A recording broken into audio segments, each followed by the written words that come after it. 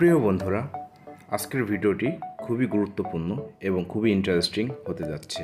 আজকে দেখাবো কিভাবে 20টি খুবই ইজি ফর্মুলা এক্সেলে ইউজ করতে হয়। প্রতিটা ফর্মুলা নিজে ইউজ করে দেখাবো। যে 20টি ফর্মুলা এখানে আজকের ব্যবহার দেখানো হবে সেইগুলো এখানে আগে থেকেই লিখে রেখেছি।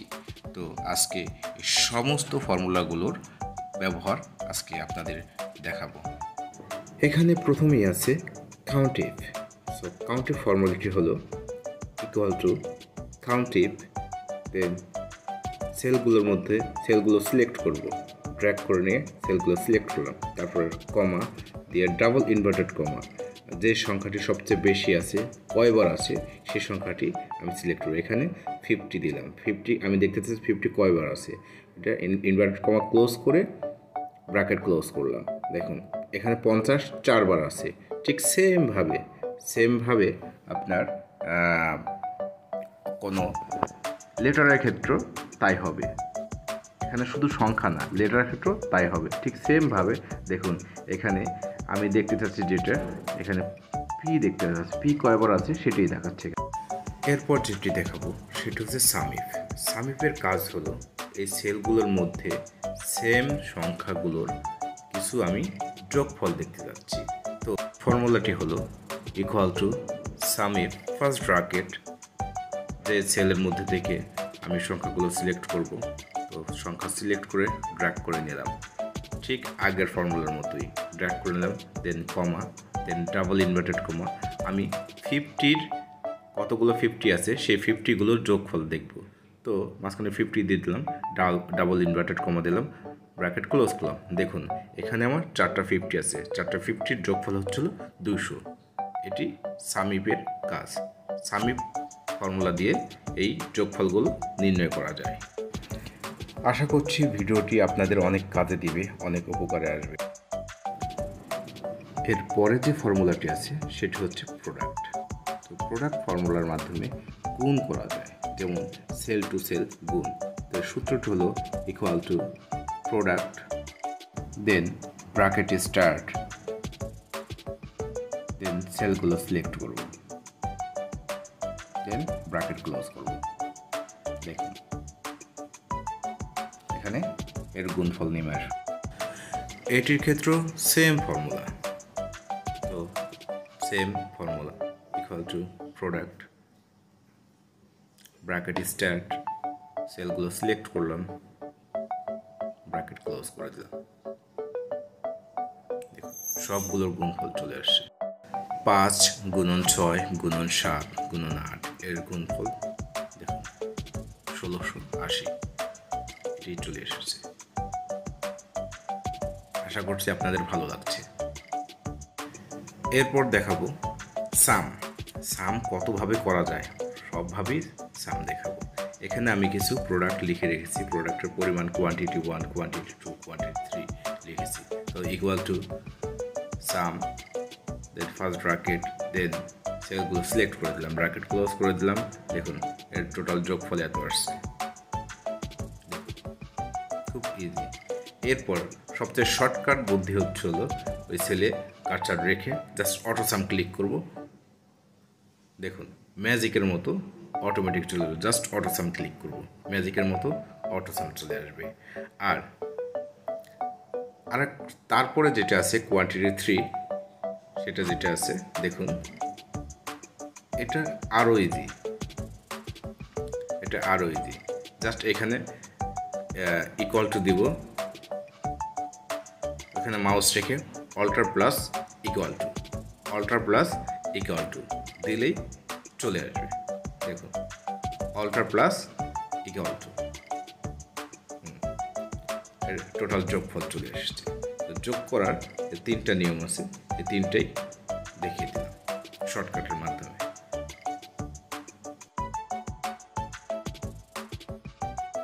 এরপর যেটি দেখাবো সেটা হচ্ছে আরও ইন্টারেস্টিং, ম্যাক্সিমাম। এই এতগুলো সংখ্যার মধ্যে থেকে ম্যাক্সিমাম কোনটা সেটাই আমি সিলেক্ট করব। তো equal to maximum MAX first inverted comma, then সেলগুলো সিলেক্ট করব, দেন ব্র্যাকেট ক্লোজ করব। দেখুন এখানে ম্যাক্সিমাম আছে 545। 545 হচ্ছে এই সংখ্যাগুলো ম্যাক্সিমাম। ঠিক সেমভাবে কোয়ান্টিটি টুতেও সেম ম্যাক্সিমাম। আর আরেকটি হচ্ছিল, যেহেতু এটা টেবিল ফরম্যাট, তো টেবিল ফরম্যাট ব্যবহারের সুবিধা হচ্ছিল নিচে দেখুন, নিচে একটা ড্রপ ডাউন আছে। এই ড্রপ ডাউনে ক্লিক করে দেখুন, ড্রপ ডাউনে ক্লিক করলে একটা ম্যাক্সিমামের ঘর আছে। দেখুন ড্রপ ডাউন ক্লিক করুন, হ্যাঁ ম্যাক্সিমাম আছে। এইখান থেকে অটোমেটিকলি ম্যাক্সিমাম চলে আসবে 3564।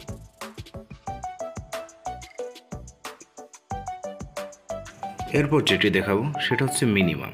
এই ঘর সেলগুলোর মধ্যে যতগুলো সংখ্যা আছে এর মধ্যে মিনিমাম কত আছে, ঠিক সেমভাবে ম্যাক্সিমাম যেভাবে করলাম ঠিক সেমভাবে মিনিমামের সূত্র। So is equal to MIN first bracket, সেলগুলো সিলেক্ট করলাম, ব্র্যাকেট ক্লোজ করলাম।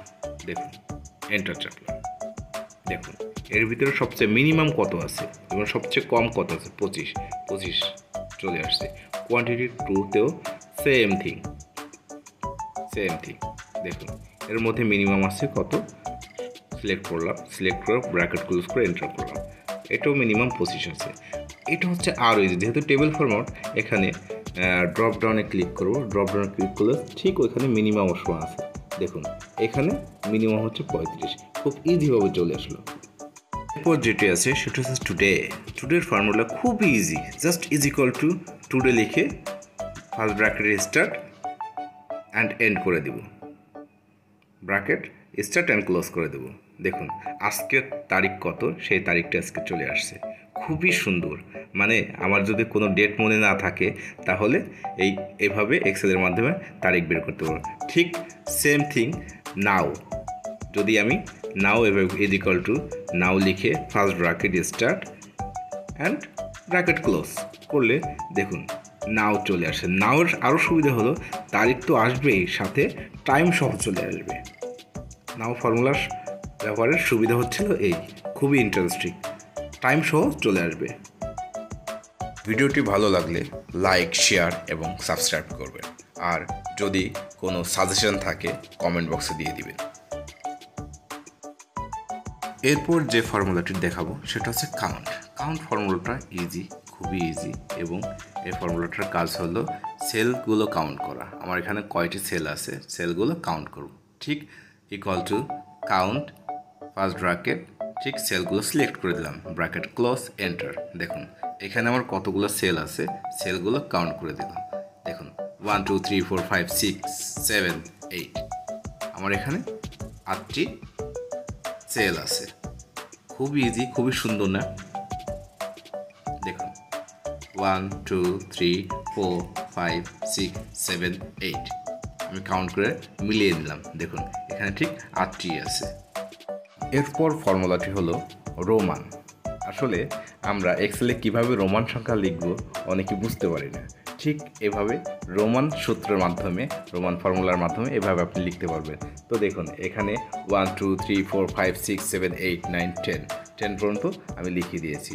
জাস্ট এখানে সূত্রটি হলো roman equal to roman, then first bracket, then ওই সেল সিলেক্ট করে দিলাম, সিলেক্ট করে ক্লোজ করলাম, দেন টান দিয়ে চলে আসলাম। দেখুন 1 থেকে 10 পর্যন্ত রোমান সংখ্যা চলে এসেছে। খুবই সুন্দর এবং ইন্টারেস্টিং। এরপর যেটি আছে সেটা হচ্ছে ট্রিম ফর্মুলাটা আরও ইন্টারেস্টিং। দেখুন আমরা অনেক সময় দেখি এক্সেল ফাইলের মধ্যে আপনার অপ্রয়োজনীয় কিছু স্পেস থাকে, এন্টার থাকে, তো এইগুলো রিমুভ করার জন্য ট্রিম ফর্মুলাটি খুবই গুরুত্বপূর্ণ, খুবই প্রয়োজনীয়।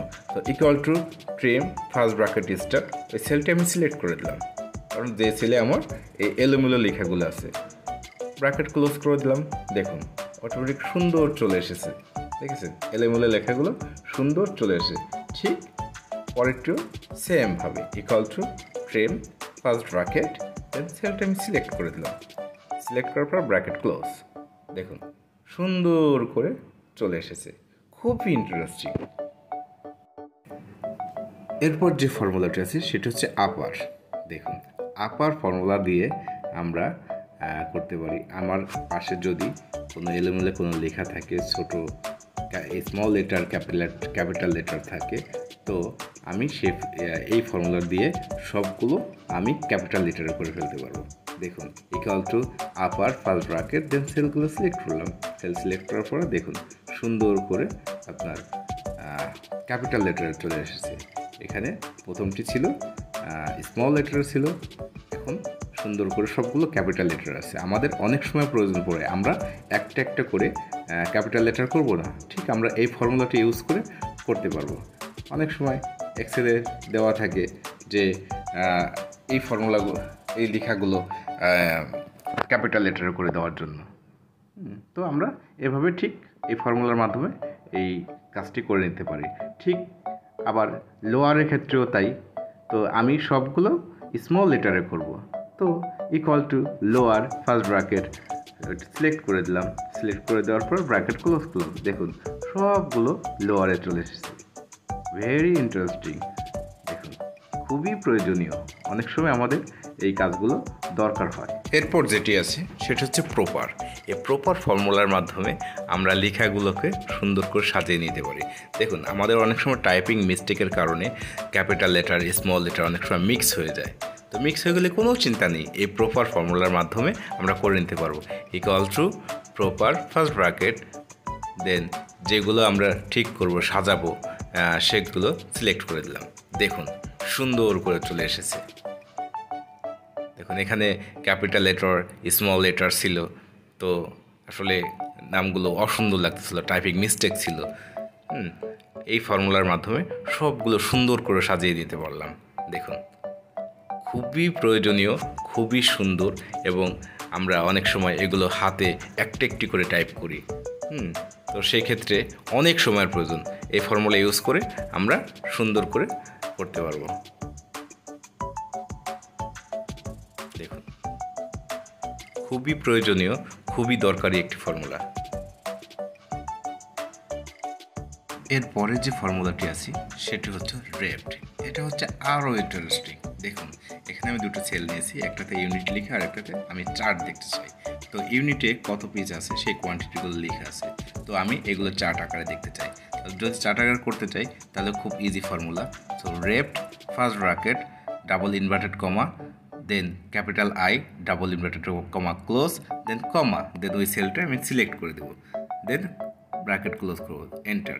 দেখুন এখানে 10 আছে, ঠিক এখানে 10টাই চলে এসেছে। খুবই ইন্টারেস্টিং অ্যান্ড খুবই সুন্দর দেখতে। দেখুন এখানে যতগুলো সংখ্যা আছে ঠিক ওইগুলো অনুযায়ী চলে আসছে। এখান থেকে আমরা কালার চেঞ্জ করে নিতে পারবো। দেখুন এখানে বামে আপনি যত সংখ্যা বাড়াবেন সাথে সাথে আপনার চার্টও বেড়ে যাবে। দেখুন আমি দেখতে সুন্দর লাগার জন্য একটু রেড করে দিলাম। দেখুন এখানে আমি 85 দিলাম। দেখুন ঠিক 85 নিয়ে নিয়েছে। খুবই ইন্টারেস্টিং। এরপর যে ফর্মুলাটি দেখাবো এটা হচ্ছে আর ইন্টারেস্টিং, খুবই দরকারি। সেই ফর্মুলাটি হলো রাউন্ড। দেখুন আমরা অনেক সময় দশমিকের পরে অনেকগুলো ঘর আসে, তো এইগুলো থেকে রক্ষা পাওয়ার জন্য আমরা রাউন্ড ফর্মুলাটি ইউজ করব। So equal to round first bracket, then cell select করলাম। সিলেক্ট করার পরে আপনার কমা দিয়ে 2, দশমিকের পরে আমরা 2 ঘর দেখতে চাই। 2 ঘর দেখতে চাই, দেখেন এন্টার করে দিলাম। ঠিক দশমিকের পরে 2 ঘর নিয়ে এসে ড্র্যাগ করে নিচের দিকে নামিয়ে নিয়ে আসলাম। এটাও খুবই গুরুত্বপূর্ণ, খুব জরুরি একটি ফর্মুলা। এরপরে আমাদের যে ফর্মুলাটি আছে সেটা হচ্ছে কনক্যাটিনেট। কনক্যাটিনেটের মাধ্যমে আপনি অনেকগুলো সেলের লেখা এক সেলের মধ্যে আপনি নিয়ে আসতে পারবেন। তো ফর্মুলাটা হলো কনক্যাটিনেট ফার্স্ট ব্র্যাকেট, দেন যে সেলগুলো আপনি সিলেক্ট করবেন, যেগুলো সেলের লেখাগুলো আপনি আনবেন সেগুলো সিলেক্ট করবেন। একটা সিলেক্ট করবেন, কমা, দেন আরেকটা কমা, দেন আরেকটা, ব্র্যাকেট ক্লোজ।